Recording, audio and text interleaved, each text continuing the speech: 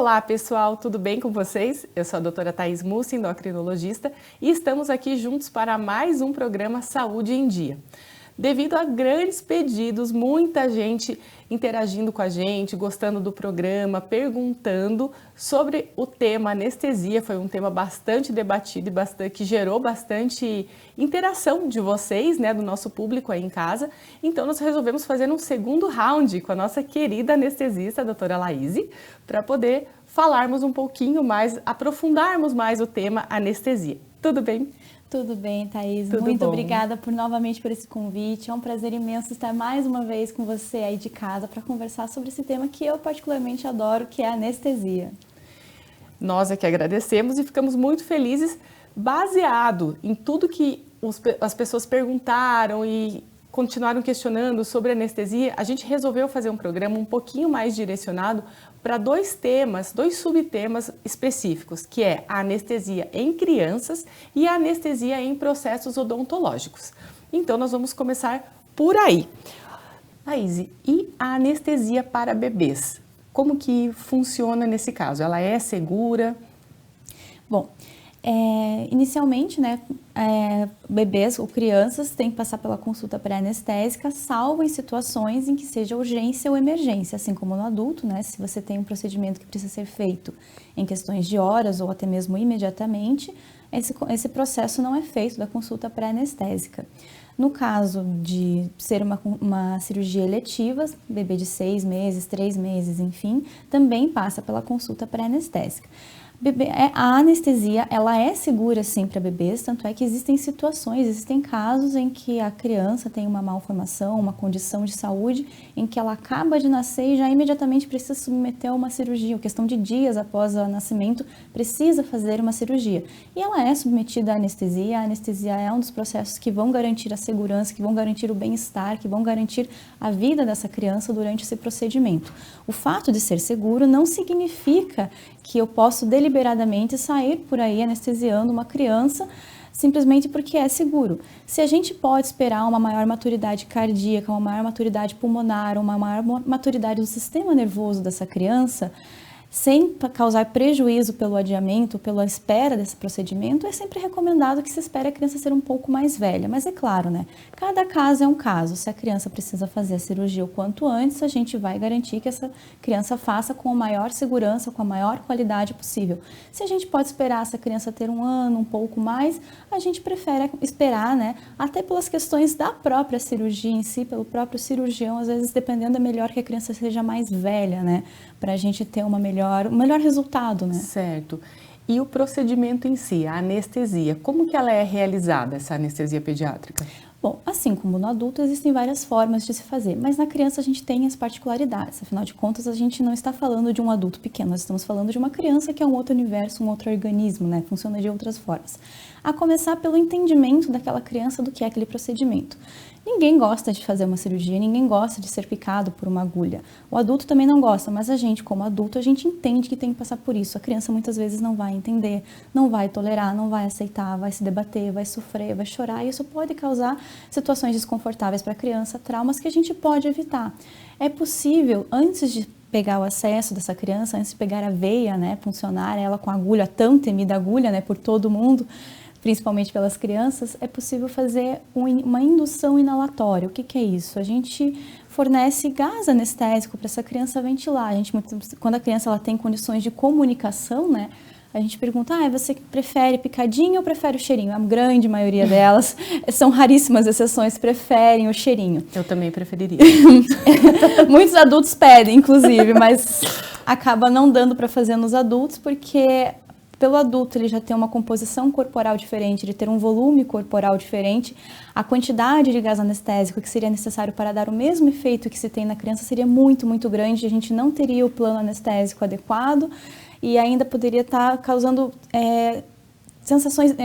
situações deletérias, né? Prejuízo para a pessoa pela quantidade de medicação sem trazer o benefício que ele carrega. Então acaba sendo mais indicado para as crianças pequenas, para os bebês também, que acaba sendo mais difícil o acesso, né, venoso, para a criança não se debater, não chorar. Ela vai adormecer sentindo o cheiro dessa medicação. Nós sempre pegamos o acesso venoso quando precisa fazer procedimentos, né, cirúrgicos, né?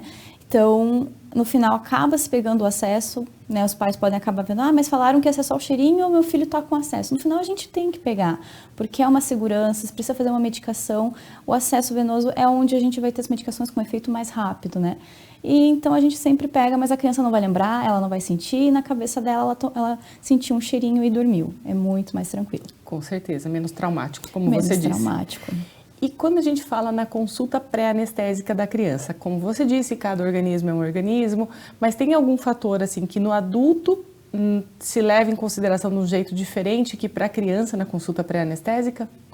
Bom, a gente vai levar em consideração a fase de crescimento dessa criança, né? Se é uma criança mais nova, uma criança que está na primeira infância, um pré-adolescente, isso tudo é levado em consideração. Tem algumas alterações de vias aéreas, mas isso é uma condição muito mais que o anestesiologista vai levar em conta. É sempre bom levar nas consultas pré-anestésicas, além, né, dos exames de rotina que o próprio cirurgião vai solicitar, a carteirinha de vacinação, a carteirinha de crescimento, de acompanhamento de crescimento. É sempre bom a gente dar uma olhadinha nisso, né, para ver se essa criança está tendo um aquecimento adequado, se ela não está num processo de desnutrição que às vezes não foi percebido, né? Então é sempre bom a gente conhecer essa criança como um todo. E como a criança está em desenvolvimento, está em crescimento, isso também tem que ser avaliado, né? Para ter certeza que todos os pontos da saúde dessa criança foram levados em consideração para fazer uma anestesia mais eficiente, mais segura. Quando a gente fez o programa de anestesia, que falamos basicamente de adultos, um dos temas, uma das perguntas que mais o pessoal tinha interesse em saber era a questão das reações alérgicas. Então, eu vou fazer a mesma pergunta para a questão das crianças. As reações alérgicas nas crianças devido à anestesia, é uma coisa comparável com o adulto? Se vê mais, se vê menos? Acontece o seguinte, né? Quem tem alguma alergia descobre quando? Na infância. Muitas das vezes, essa criança não teve tempo de entrar em contato com alguma substância que desencadeasse a alergia. E isso pode vir a acontecer durante a cirurgia com qualquer medicação, não necessariamente medicações anestésicas. Então, pode ser uma dipirona, pode ser um anti-inflamatório, pode ser uma própria substância anestésica. A gente conversou no último programa, né, sobre a hipertermia maligna, que acaba sendo muito mais prevalente em crianças, né? Porque quando a criança vai entrar em contato com a anestesia, né, por mais que seja uma condição rara, então pode acontecer assim como no adulto, mas como é o tipo de coisa que se descobre na infância, acaba assim, a gente não sabe, né? Seu filho tem alguma alergia? Não sei, porque então nunca sabe, tomou né? Remédio nenhum, então como é que vai saber, né? Justo. Então, por isso que acaba tendo assim esse receio, mas também, como a gente conversou no último programa, né? Se a pessoa ela for alérgica, ela vai acabar descobrindo isso em algum momento da vida dela. E se ela está num centro cirúrgico, com um médico à disposição para cuidar dela, com uma série de aparatos e medicamentos para atuar no momento em que ela tem essa reação alérgica, por mais que não seja bom, é o melhor momento para se ter essa situação do que... no local mais adequado. Tá, nos locais mais seguros para se ter esse efeito adverso, né? Eu vou perguntar agora não como médica, vou perguntar como mãe. Como que a gente lida com o medo dos pais? Bom, isso é extremamente natural, antes de mais nada. Afinal de contas, você está deixando os cuidados de uma pessoa, o teu bem mais precioso, que é o seu filho, num cenário em que você se sente, de certa forma, impotente, né? Porque você não pode fazer nada e está lá aos cuidados de outra pessoa.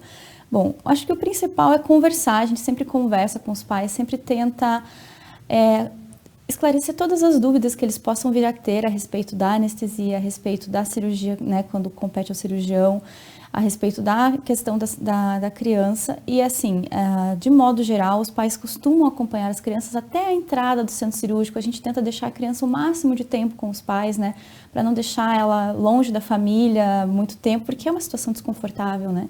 Então, eu acho que a melhor forma de a gente diminuir essa ansiedade é esclarecendo, porque o que assusta é não saber o que vai ser feito, é ficar no desconhecido. Então, esclarecendo, conversando, e daí vai depender de família para família quais vão ser os questionamentos, quais vão ser os medos, né? Existem muitas lendas, existem muitas situações que acabam deixando as pessoas assustadas e não necessariamente é esse bicho de 7 cabeças que as pessoas imaginam, né? Uhum. É um medo natural, né? Não tem como, tô te falando, não como médica, como mãe, e acho que quando os nossos filhos ficam doentes, a gente tem que desligar o modo médica e realmente você confiar no médico que está te atendendo, confiar em quem está ali com você, em quem você escolheu para cuidar, porque realmente senão fica fica muito complicado todo o desenrolar aí da história, né? É extremamente natural, assim, e não é raro a criança às vezes está triste, está chateada porque está indo fazer a cirurgia, a gente olha para a mãe e para o pai está de um lado escondendo o choro, a mãe já está se debulhando em lágrimas, e é natural, porque é um processo difícil, é um momento delicado, né, na família. Claro, então... é isso, né?